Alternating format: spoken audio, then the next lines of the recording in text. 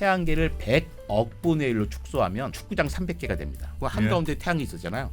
태양의 크기는 커다란 사과 배 정도예요. 그러니까 축구장 300개 안에 사과 하나, 볼백 끝에 볼 4개, 구슬 2개, 콩알 2개 있으면 그게 태양계인 거예요. 그 같은 조직원이라는 증거가 있을까요? 그러니까 자기네가 조직원인지 알긴 할까 하는 거죠 지금. 세상의 모든 지식 언더스탠딩. 북언더스탠딩. 네, 아슬아슬하게 명맥을 이어가고 있지요? 그렇습니다. 예. 저희들은 열심히 하지만 뭐 특별하게 여러분들이 많이 도와주시지는 않고 있고, 그러나 이제 알라딘에서 요즘에 네. 만권당이라는 새로운 프로젝트를 통해서 좋은 책들을 언더스탠딩이 소개 좀 해주면 좋겠다.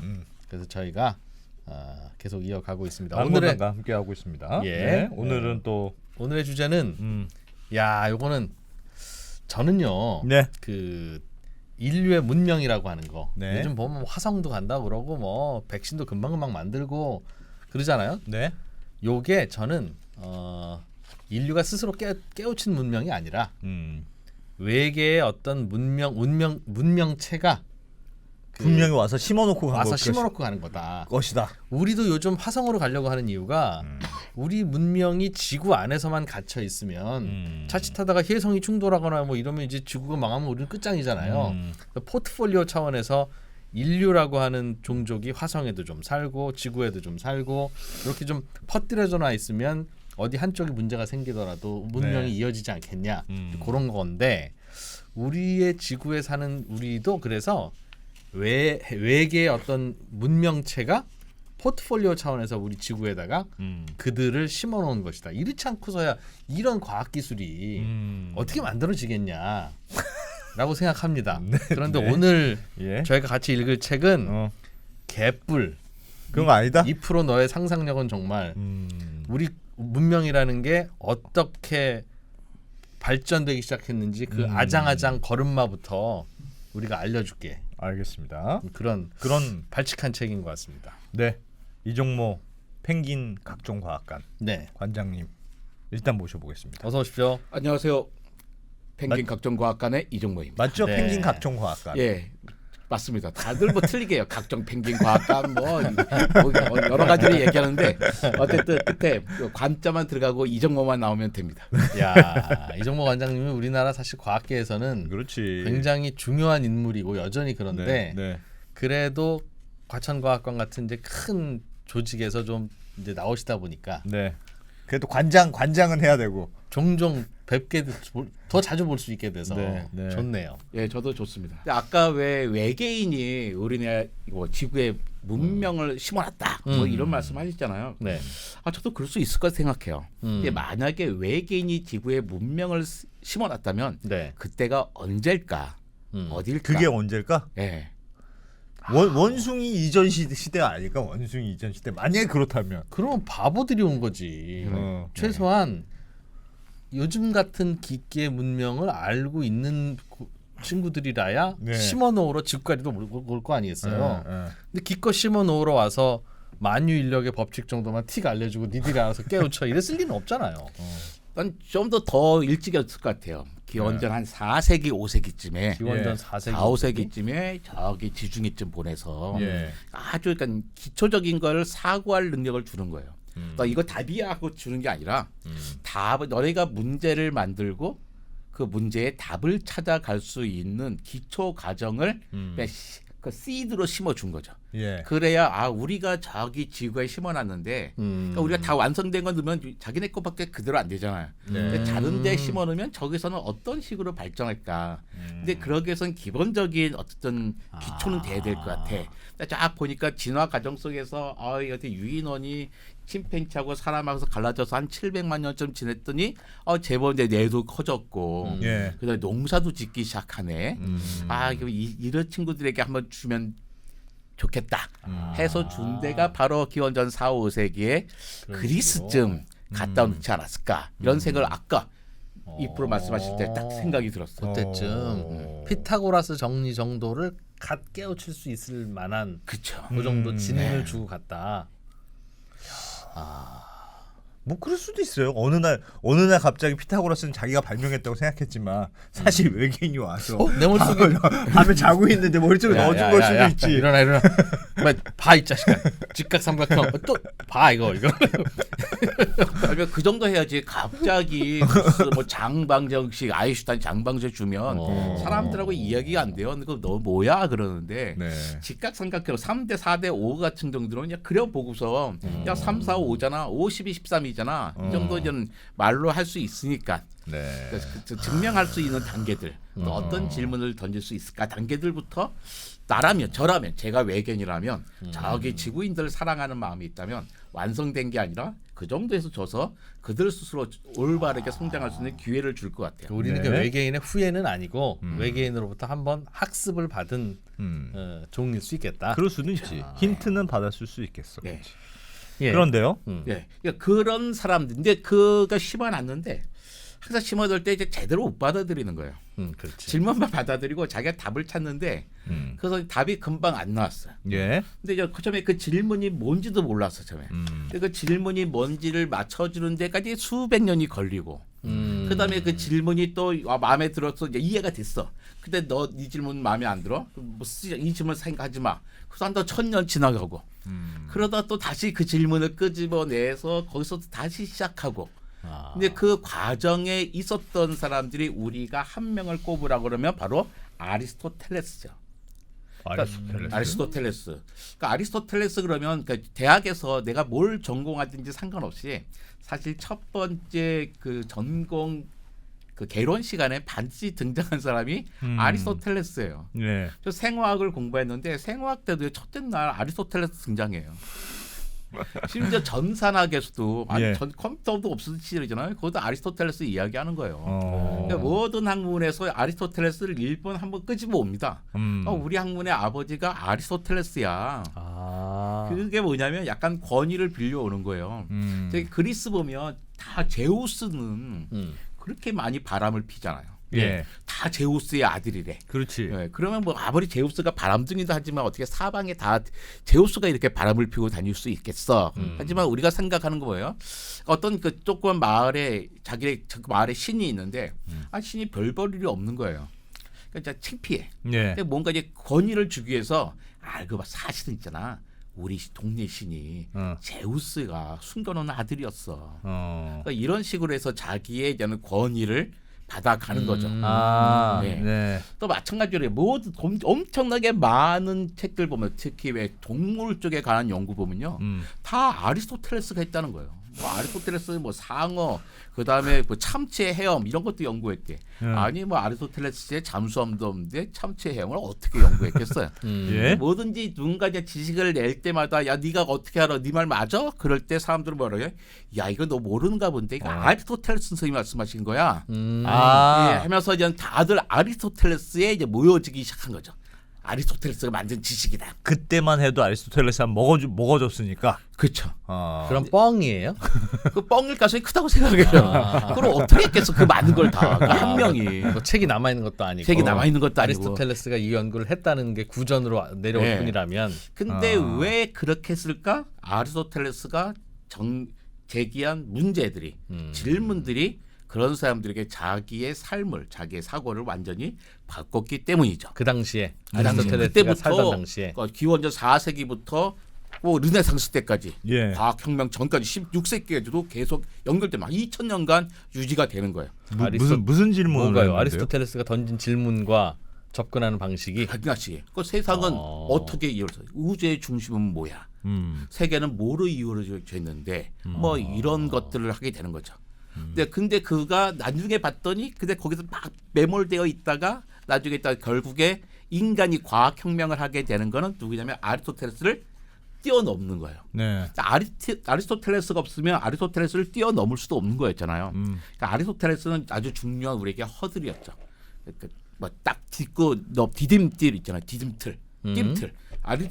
아리스토텔레스 없으면 우리는 뜀틀도 존재하지 않았을 것이다라고 생각하는 겁니다. 그의 업적이 그렇게 뭐 위대해요? 높아요? 그쵸? 많아요? 그 이야기를 해주는 책이 4월의 책이라고 하는 데서 이 책은 4월의 책인데 1년 내내 책을 내더라고요. 그 4월 책에서 나온 아리스토텔레스와 그의 전복자들이라는 책입니다. 완전 아리스토텔레스를 전면에 내세운 책이네요. 아리스토텔레스를 처음부터 끝까지 아리스토텔레스가 나옵니다. 그래요? 근데 이야. 재미없을 것 같잖아요. 네. 제가 오늘 재밌게 설명할 자신은 별로 없는데 정말로 재미있는 책이에요. 책의 표지를 앞뒤로 이제 제대로 볼게요. 그러니까 앞표지 뒷표지가 있잖아요. 거기에 박재용이라고 하는 오른쪽에 네. 지은이가 잠깐 나오고 왼쪽에 4월의 책에서 나온 그 과학 교양서들이 4권이 쭉 있는데 네. 위에서 두 번째 책 보니까 아주 훌륭한 분이 딱 있네요. 과학은 네, 과학책은 처음입니다. 이정모 네. 지음이라고 네. 되어 있죠. 네, 제 책을 하나 낸 출판사입니다. 근데 좋은 출판사 생각하는 거죠. 야, 네. 참 인간관계라는 게 참 무서워, 그죠? 네. 근데 여기 네, 보면 이해하겠습니다. 네, 뒤에 보면 뒷표지가 이렇게 돼 있어요. 16, 17세기 근대 과학혁명을 읽는 또 다른 방법이다. 그러니까 우리가 과학혁명 이야기하면 되게 16세기부터 시작하거든요. 예. 그 코페르니쿠스부터 시작하는데 코페르니쿠스가 하늘에서 뚝 떨어지지 않았다는 거죠. 그러니까 의외로 많은 과학책들이요 딱 분리가 돼 있어요. 제 앞에 나와 있는 이런 책들이 뭐 3개의 책들 예. 있잖아요. 그거 예. 보면 다 이렇게 16, 17세기만 딱 다루는 책이 있고 그다음에 요즘 우리 학생 젊은 사람이 많이 보는 것은 그래도 주로 이제 뉴턴부터 시작합니다. 갈릴레오 예. 뉴턴부터 어. 거의 이제 현대 과학까지 나오는 거예요. 그러니까 갑자기 둘 사이에 연결이 없어요. 갈릴레오 뉴턴은 언제적 사람? 그 17세기 사람들이죠.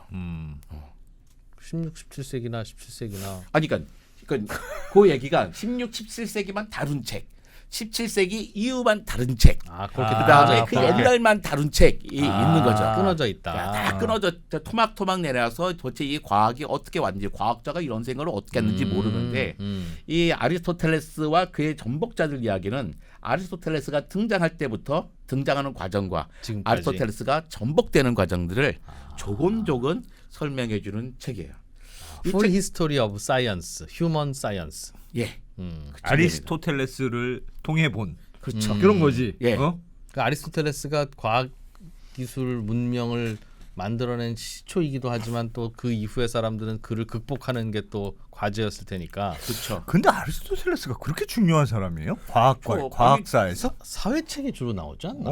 사회책, 철학책에 주로 역사책, 나오고. 철학책, 과학책 많이 나옵니다. 그래요? 예, 이게 잠깐 다루 교수님들 잠깐 다루는 말아 자기 잘 모르니까 잘 모르는데 저도 마찬가지였고 근데 네. 제가 이제 대학사 그 과학사를 가르칠 때도 저는 아리스토텔레스를 뭐 한 2시간 하고 넘어가 버렸어요. 예. 이 책을 보고서 내가 반성했죠. 아리스토텔레스는 한 학기 정도 해도 되는 사람이겠다. 지금도 우리한테 의미가 있다는 겁니다. 예. 이 책을 쓰신 분이 그 박재용 선생님이신데요.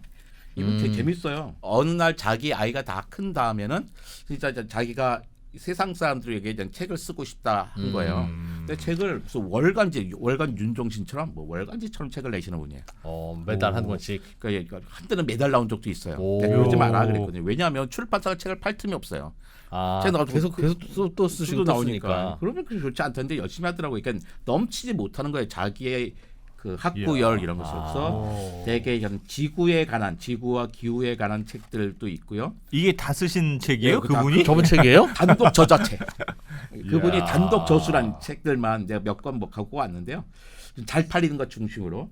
그다음 4차 산업혁명은 문제는 과학이야. 공학은 언제나 우주 역사. 이것은 비기술에 세상에. 관한 이고.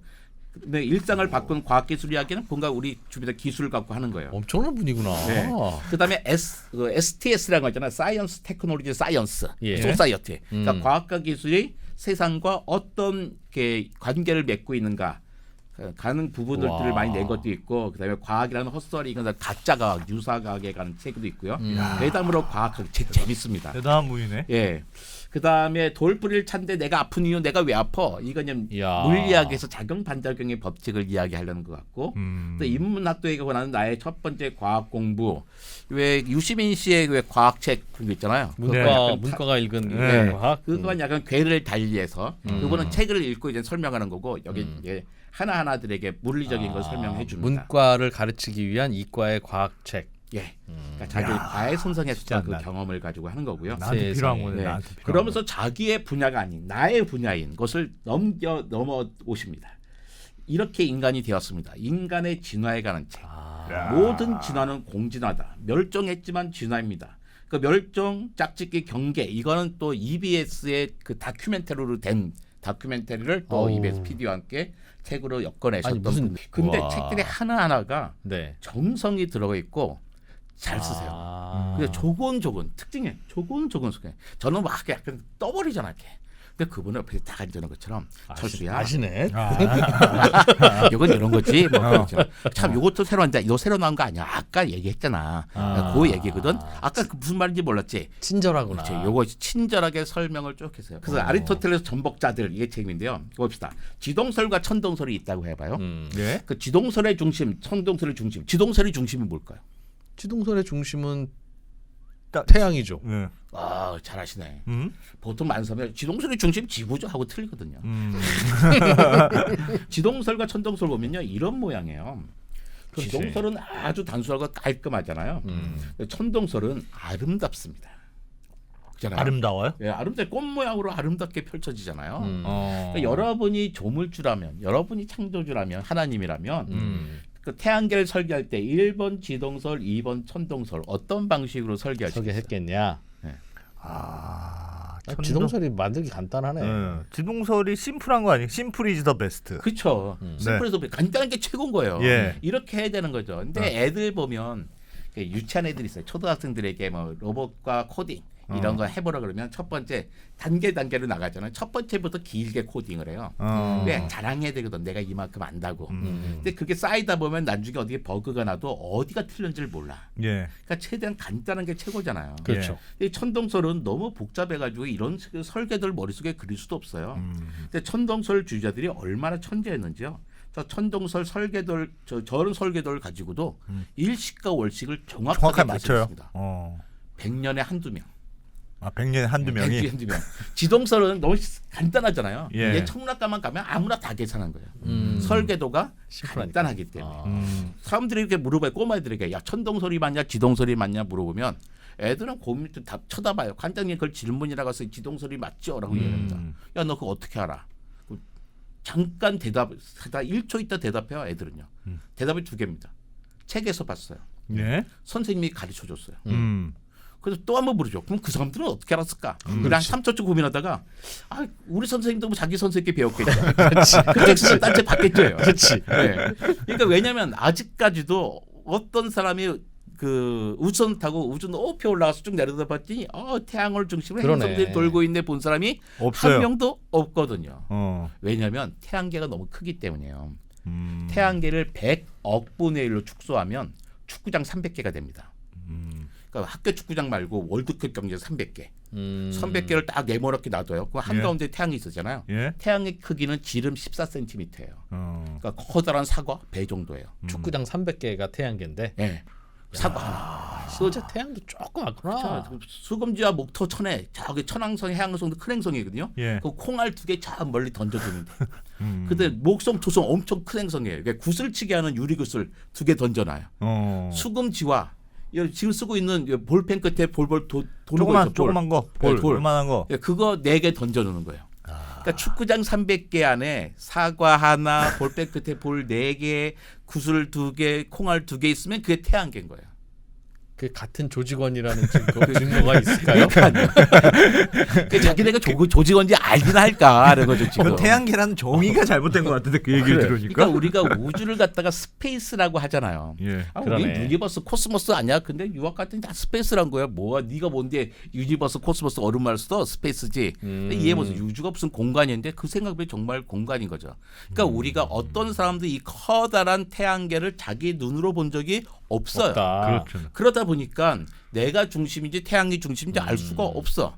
근데 내가 살면 나는 경험적으로 매일 해가 뜨는 걸 본단 말이에요. 예. 달도 뜨고 그다음에 밤중에 보니까 북극성을 중심으로 돌아. 별도 돌아 일주 운동을 해. 예. 누가 보더라도 지구가 우주의 중심인 거죠. 근데 여기까지 올 때까지도 사실은 시간이 많이 걸렸습니다. 근데 예. 이 생각을 완벽하게 만든 사람이 아리스토텔레스와 그들의 일파들의 우주관이었단 말이에요. 근데 이 우주가 천동설. 그러니까 아리스토텔레스가 주장하는 게 뭐 천동설도 있고 생명에 관한 것도 있고 뭐 여러 가지가 있었을 거잖아요. 예. 근데 그 중에 하나 오늘 제가 하나만 얘기할 건데 생명 이런 거 빼고 그 우주의 구조에 있어서 그 천동설인 게 만들어졌어요. 이제 천동설도 거저 만들어진 게 아니라 뭐 한 고민 끝에 만들어져요. 예. 근데 이게 아리스토텔레스가 확립한 거고, 근데 이것을 이제 전복해야 되잖아요. 전복해서 우리가 되는 거죠. 그렇지. 근데 그 과정에서 어떤 일이 있었는가를 이 책이 설명하고 있는 건데 이 책은 커다랗게 한 7가지 정도로 이제 구성되어 있습니다. 왜 과학혁명이라 그러지?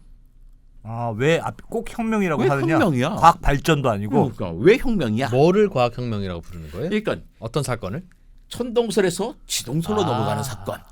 이런 사건들 있잖아요. 예. 이런 사건들. 그러니까 진화가 여기서 얘가 되고 얘가 되는 게 아니라 어류가 양서류가 되고 양서류 파충돼서 계단처럼 성장하는 게 아니라 서로 갈라져 나가는다는 또 새로운 그 나온 완전히 뒤엎고 새롭게 하는 모양이다. 완전히 전복되거든요. 그러니까 그 왜 혁명인가 이런 게 첫 번째 질문, 이 책에서 한 질문이고 예. 두 번째 질문이 아니 과학사를 얘기하자면 네. 그런데 왜 굳이 아리스토텔레스까지 기원전 4세기까지 거슬러 올라가야 되는데 우리 지금 20세기 과학도 힘들어 죽겠는데 예. 두 번째 얘기고 세 번째 너 아리스토텔레스 얘기하는데 그럼 아리스토텔레스부터 딱 시작한 거야? 그러니까 아리스토텔레스가 외계인이 와서 아리스토텔레스 딱 주사했어? 그게 아니란 거죠. 아리스토텔레스도 하늘로 뚝 떨어진 게 아니다. 아리스토텔레스를 예비한 사람들이 또 잔뜩 있었다. 선생님들 많았다. 그렇죠. 굳이 선생님은 아니지만 어쨌든 고민하다 든 거죠. 그다음에 아리스토텔레스는 갑자기 근데 잘 나가다 갑자기 왜 실종돼? 유럽사에서. 예. 유럽에서 한 1000년간 지워져 버려요. 예. 그리고 나중에 다시 복권이 됩니다. 예. 근데 이 이야기들은 이제 곳곳에 많아져요. 왜 유럽이 기독교화 되면서 아리스토텔레스는 어떻게 인본주의잖아요. 그러니까 이런 신본주의, 인본주의 말이 안 맞는 거예요. 그러니까 쫓아내게 되는 거죠. 예. 그리고 유럽에서는 아리스토텔레스의 지식이 사라집니다. 아리스토텔레스가 주장한 게 뭐였는데요? 자기의 생각으로 자기의 논리학을 갖게 되는 거예요. 그 전까지는 다 신들이 만들어주고 막 그랬어. 근데 이게 자기의 이성을 갖고 생각하게 하는 거예요. 근데 이성이 있으면 안 되거든. 기독교 사회에서. 피조물이어야 하니까 그냥. 근데 이게 이 지식이 사라졌다가 저기 중동에서 살아나요.